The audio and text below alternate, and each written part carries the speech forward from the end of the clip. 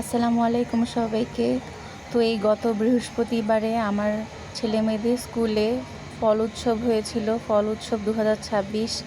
সবাই যে যার মতো করে মন মতন ফল নিয়ে এসেছিল, সাজিয়েছিল ঝুড়িতে, খুব সুন্দর দেখাচ্ছিল, ভালোই লাগছিল, অনেক সুন্দর ফলের সমারোহ। এই যে আমার মেয়ে জুনাইশা, আমার ছেলে এখনও বাড়িতে আছে, এই জন্য ও এই ফল উৎসবে অংশগ্রহণ করতে পারেনি। তো এই তো সবাই অনেক আনন্দ করেছিল সেখানে। আমার মেয়ে বুঝলাম না, এমনিতে এত চঞ্চল, বাসায় এত চঞ্চল, গান শুনলে নাচানাচি করে, সেদিন ওর মনটা একটু উদাসীন উদাসীন ছিল, বুঝলাম না ঘুম চোখে ছিল নাকি বুঝতে পারছিলাম না, মন মরা হয়েছিল।